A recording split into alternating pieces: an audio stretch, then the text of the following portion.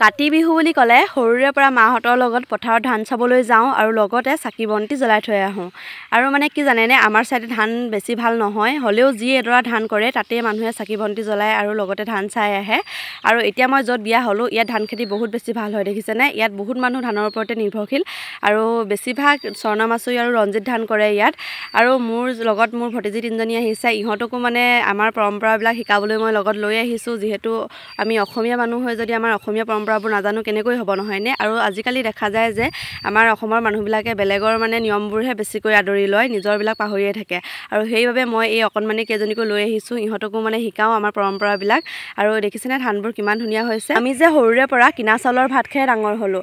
আমাৰ ফালে ধান খেতি মানে বৰ বেছি ভাল নহয়, কাৰণ পানী আহি মাৰি পেলাই আৰু এতিয়া মথাউৰিবিলাক বান্ধি দিলে এতিয়াও মানে পানী নহয়, সেইবাবে ধান খেতিৰ বাবে ইমান উপযোগী নহয়। আমাৰ চাইডে সৰিয়হ খেতি বেছিকৈ কৰা হয়, সৰিয়হ, মাটিমাহ, আলু এইবিলাক খেতি কৰা হয়। আৰু এইফালে মানে বেলেগ খেতি নাই, অকল ধান খেতি। আৰু দেখিছেনে ইহঁত কেইজনীক বোলে ৰীল বনাই দিব লাগে, আৰু মই দুই এটা ভিডিঅ' অকণমান বনাই দিলোঁ। আৰু লগতে এতিয়া গোটেই ধানখিনি চালোঁ, বহুত ভাল হৈছে আমাৰ ধানখিনি। আমাৰ যে সেই পাহাৰখন দেখিছেনে, পাহাৰখন একেবাৰে ওচৰত মানে। আৰু ইয়াত মানে কি হয় জানেনে, বৰষুণ এজাক দিলেই ধুনীয়াকৈ পানীটো ৰখি যায়, সেইবাবে এই মাটিখিনি ধান খেতিৰ বাবে উপযোগী। ধানবোৰ এনেদৰে লহপহকৈ বাঢ়ি অহা দেখিলে মনটো কিমান যে ভাল লাগে। আৰু আমাৰ এইকেইজনী দেখিছেনে খোপা বান্ধি লৈছে, আৰু মই এইফালে ধাননিৰ মাজে মাজে আহি কোনডোখৰত চাকি জ্বলালে ভাল হ'ব তাকে জেগাটো ঠিক কৰি লৈছোঁ। আৰু এইফালে খুঁটি এটা লৈ আহিছিলোঁ নহয়, আৰু এতিয়া কলৰ থোৱা এটা লৈ আহিছিলোঁ, এইটো পুতি ল'ম, পুতি ইয়াৰ ওপৰতে চাকি জ্বলাই থৈ যাম। আমাৰ ঘৰৰ পৰা পথাৰখন অকণমান দূৰ হয়, সেইবাবে আমি অকণমান সোনকালে আহিলোঁ, যিহেতু বেছি আন্ধাৰ হ'লেও বেয়া।